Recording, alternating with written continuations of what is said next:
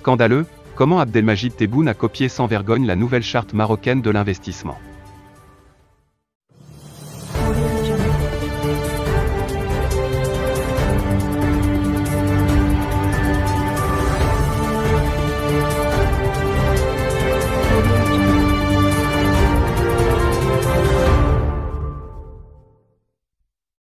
Annoncé en grande fanfare par Abdelmajid Tebboune, le nouveau code algérien de l'investissement n'est en fait qu'une pâle copie des efforts qui avaient été engagés par le Maroc pour attribuer au royaume une nouvelle charte de l'investissement. Tebboune va présider ce jeudi 19 mai une réunion consacrée à l'examen d'un nouveau projet de loi relative à l'investissement. Ce message posté sur le compte Twitter du président algérien a piqué notre curiosité, ne serait-ce que par son timing, qui intervient moins d'une semaine après la réunion interministérielle présidée, le vendredi 13 mai dernier, par le chef du gouvernement, Aziz Akanouche, consacrée à la nouvelle charte de l'investissement. Celle-ci doit voir le jour dans quelques mois, soit durant l'été 2022, a fait savoir de son côté Mohsin Jazouli, ministre délégué chargé de l'investissement, dans le contexte de sa toute récente participation à la 31e Assemblée annuelle de la Banque européenne pour la reconstruction et le développement. LE360 a pu se procurer une copie de l'avant-projet algérien de loi relative à l'investissement, dont un document est disponible au bas de cet article, et a pu constater à quel point ses rédacteurs manquaient d'imagination, n'hésitant pas à littéralement voler la quintessence des concepts, des mécanismes et des idées apportés par la nouvelle charte marocaine de l'investissement.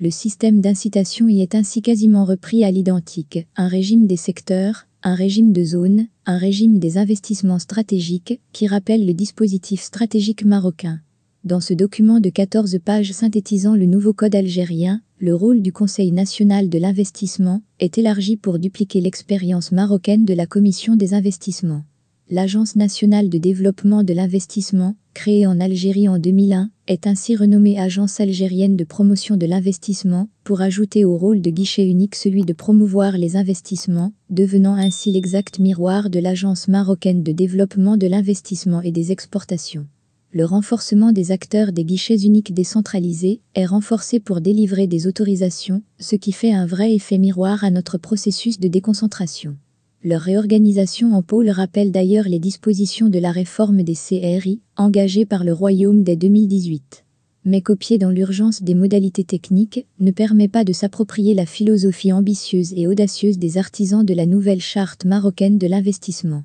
C'est pourquoi l'exposé des motifs explicités dans le code algérien mélange à la fois objectifs stratégiques et détails techniques qui relèvent de faits et des opérations. C'est pathétiquement drôle, pour un code qui ambitionne d'apporter de la lisibilité et de la rationalité à un cadre algérien qui, jusqu'ici, a manqué de clarté. Le code et les investissements sont présentés uniquement comme un élément de la relance et du redressement de l'économie algérienne. Dans le royaume, la charte constitue au contraire un changement de paradigme qui préfigure ce que sera le Maroc de demain. Aussi bien le chef du gouvernement, Aziz Akanouche, que son ministre délégué, Mohsin Jazouli, ont pris ces derniers jours la parole, le premier au Parlement, le second en marge de la réunion de la Banque européenne pour la reconstruction et le développement, pour souligner que le royaume était entré dans une nouvelle phase de développement où le secteur privé devait prendre le relais. Et dire que notre projet de loi cadre établit l'investissement comme moyen en vue d'une fin, le fait que l'investissement privé doive permettre à l'État de financer les projets sociaux structurants souhaités par Sa Majesté le roi Mohammed VI.